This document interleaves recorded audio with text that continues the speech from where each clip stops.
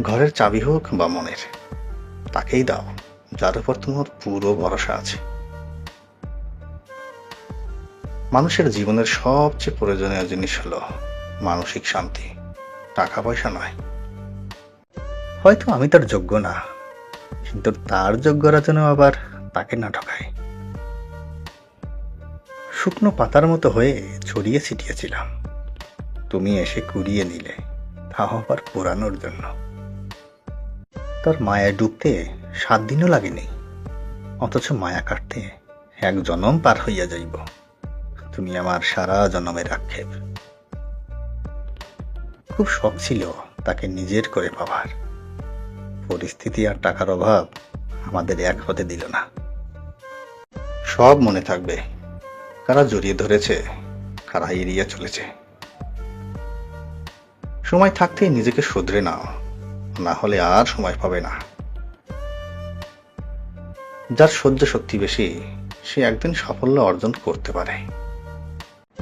খেজুরের বাগানের পাহারাদার এক হাফসি কৃতদাস খেজুরের গাছের ছায়ে বসে দুপুরের খাবার খেতে বসেছেন। খাবার বলতে মাত্র 2টি শুকনো রুটি। রুটির টুকরো ছিঁড়ে মুখে দিবেন, এমন সময় তিনি দেখলেন একটি কুকুর তার দিকে এগিয়ে আসছে এবং সে লেজ নাড়ছে। এটা দেখে কৃতদাস একটি রুটি সে কুকুরের সামনে দিল। কুকুর রুটিটি খুব দ্রুত খেয়ে ফেলল এবং হা করে ছেলেটার দিকে তাকিয়ে লেজ নাড়ছিল। কৃতদাসের এতে খুব মায়া হলো।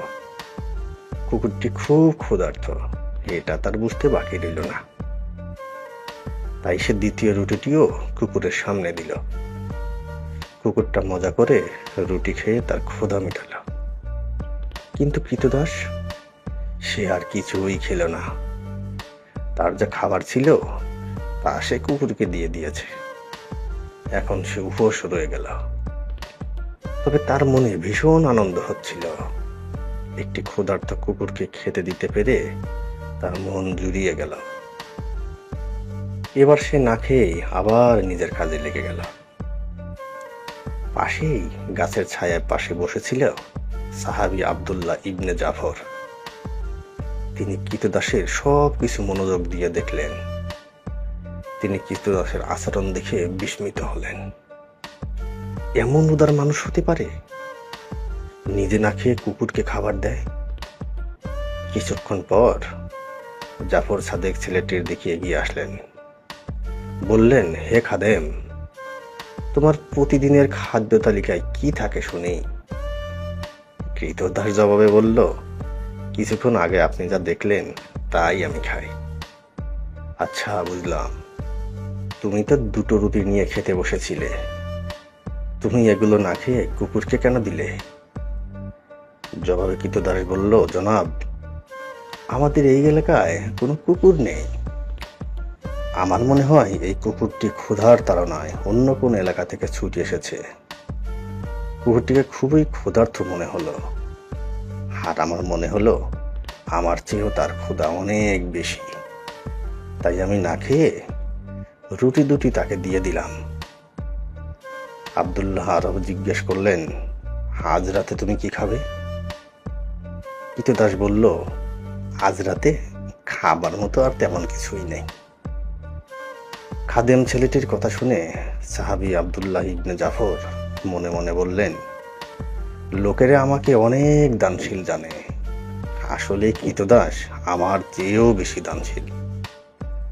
হযরত জাফর সাদেক রাদিয়াল্লাহু আনহু কৃতদাসের ব্যবহার উদারতায় মুগ্ধ হলেন। তিনি ভাবলেন, এই কৃতদাসকে মুক্ত করা দরকার। তার মালিক রাজি হলে ওকে কিনে নিতে তিনি মন স্থির করলেন। তাই তিনি কৃতদাসের মালিকের কাছে ছুটে গেলেন। জাফর সাদেক বললেন, ভাই, আমি আপনার কৃতদাসকে কিনে নিতে চাই, আপনি তাকে বিক্রি করে দিন। বাগানের মালিক বলল, আচ্ছা ভাই, জানতে পারি কি আপনি ছেলেকে কেন কিনতে চান? আব্দুল্লাহ জাফর রাদিয়াল্লাহু আনহু এবার মুখ খুললেন। তিনি তার দেখা সব ঘটনা খাদেমের মালিকের কাছে খুলে বললেন। তিনি বললেন, আমার মন চায় আমি তাকে কিনে মুক্ত করে দেই। আমি আরও চাই এই বাগানটি আমি কিনে নিব, আর এটিও আমি তাকে উপহার হিসেবে দিয়ে দিব। আমার বিশ্বাস এতে ছেলেটি আরামায়েশে সারা জীবন পার করতে পারবে। খাদেমের মালিক এবার বললেন, ভাই, এই ছেলেটির মাত্র একটি গুণ দেখে আপনি মুগ্ধ হয়ে গেলেন এবং তার উপর দয়াবান হলেন, অথচ আমি তো প্রতিদিন তার অনেক গুণ দেখি। আমি আপনাকে সাক্ষী রেখেই বলছি, আমি আল্লাহর সন্তুষ্টির জন্য এই ছেলেকে মুক্ত করে দিলাম, আর এই বাগানও আমার পক্ষ থেকে তাকে উপহার হিসেবে দিয়ে দিলাম। উদারতার মহৎ গুণ, এর পুরস্কার যে কতটা মহান তা আমরা এই ঘটনা থেকে শিখতে পারি। প্রকৃতপক্ষে আপনি অন্যের কল্যাণে যা দান করবেন, প্রকৃতিক নিয়মেই তা ফেরত পাবেন বহুগুণ বহুগুণ। অনেক বড় এক কোম্পানি হঠাৎ করে ব্যবসায় লোকসান করে বসল। এক দুপুরে সেই কোম্পানির কর্মচারীরা বাহিরের ক্যান্টিনে লাঞ্চ করে ফেরার সময় অফিসের প্রবেশ মুখেই একটি বড় নোটিশ দেখতে পেল। নোটিশে লেখা ছিল, আমাদের কোম্পানির লোকসানের জন্য যে ব্যক্তি দায়ী সে গতকাল মারা গেছে। সেমিনার রুমে একটি কফিনে তার লাশ রাখা হয়েছে। কেউ তা দেখতে চাইলে আমন্ত্রিত।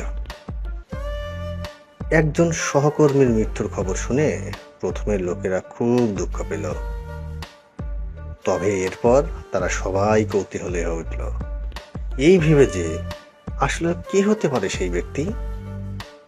তারা সবাই সেমিনার রুমে এসে একত্রিত হলো। সবাই ভাবতে লাগলো, আসলে কে সেই লোক যে আমাদের সাফল্যের পথে বাধা হয়ে দাঁড়িয়েছিল। তবে সে যেই হোক, এখন অন্তত সে বেঁচে নেই। একে একে তারা সবাই কফিনের কাছে গেল এবং ভেতরে তাকালো। হঠাৎ তারা যেন বাকশূন্য হয়ে গেল, হতভম্ব হয়ে গেল, যেন তাদের খুব আপন কারো লাশ সেখানে রাখা ছিল। আসলে কফিনের ভিতর রাখা ছিল একটা আয়না। যেই ভিতরে তাকিয়েছিল সে তার নিজের চেহারাই দেখতে পাচ্ছিল।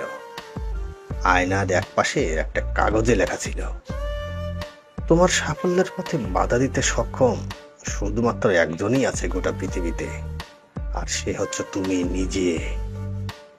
তুমি সেই একমাত্র ব্যক্তি যে তোমার জীবনের পরিবর্তন আনতে পারো, তোমাকে সুখী করতে পারো, তোমাকে সাহায্য করতে পারো। তোমার জীবন তখন বদলায় না যখন তোমার অফিসের বস বদলায়, তোমার অভিভাবক বদলায়, তোমার বন্ধুরা বদলায়। তোমার জীবন তখনই বদলায় যখন তুমি নিজে বদলাও। নিজের প্রতি বিশ্বাস রাখুন, হাল ছাড়বেন না, আপনি সাকসেস হবেনই হবেন।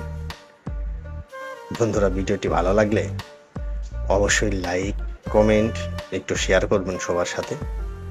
আর চ্যানেলটি যদি সাবস্ক্রাইব করে না থাকেন, প্লিজ সবাই সাবস্ক্রাইব করবেন। সবাই ভালো থাকবেন। সবাইকে অসংখ্য ধন্যবাদ।